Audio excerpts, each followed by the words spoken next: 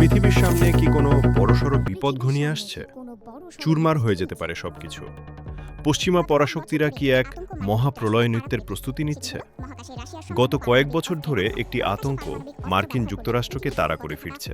সেটি হল মহাকাশে রাশিয়ার সম্ভাব্য পারমাণবিক অস্ত্রের ব্যবহার। মহাকাশে পারমাণবিক অস্ত্র ব্যবহার করলে পৃথিবীর কক্ষপথে থাকা অর্ধেক সামরিক ও বেসামরিক স্যাটেলাইট ধ্বংস হয়ে যেতে পারে। এছাড়া মহাকাশের নিম্ন কক্ষপথ বছরের পর বছর ব্যবহারের অযোগ্য হয়ে পড়ার শঙ্কা রয়েছে। প্রতিবেদন অনুযায়ী রাশিয়া এমন এক ধরনের অ্যান্টি স্যাটেলাইট ASAT সিস্টেম তৈরি করছে যা মহাকাশে পারমাণবিক বিস্ফোরণ ঘটাবে। এর ফলে সৃষ্ট তড়িৎ চৌম্বকীয় পালস বা EMP মুহূর্তের মধ্যে শত শত স্যাটেলাইট ধ্বংস করে দিতে সক্ষম।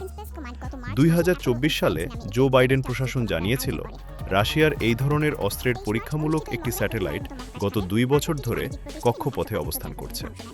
এই স্যাটেলাইটের নাম কসমোস 2553। যদিও একে বৈজ্ঞানিক গবেষণা বলে দাবি করেছে রাশিয়া, তবে মার্কিন যুক্তরাষ্ট্র এই দাবি বিশ্বাস করছে না। সম্প্রতি মার্কিন সিনেট সশস্ত্র পরিষেবা কমিটির চেয়ারম্যান রজার উইকার সতর্ক করে বলেন, যুক্তরাষ্ট্র মহাকাশ ও পারমাণবিক হুমকি মোকাবিলায় যথেষ্ট তৎপর নয়। এর পরিপ্রেক্ষিতে মার্কিন স্পেস কমান্ড গত মার্চ মাসে অ্যাপোলো ইনসাইট নামে একটি টেবিলটপ যুদ্ধ মহড়ার আয়োজন করে।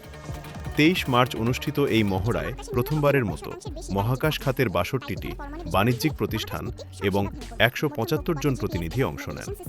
এছাড়া অস্ট্রেলিয়া, কানাডা, নিউজিল্যান্ড ও যুক্তরাজ্যের মতো বন্ধু দেশ এবং নাসা সহ 17টি সরকারি সংস্থা এতে যোগ দেয়।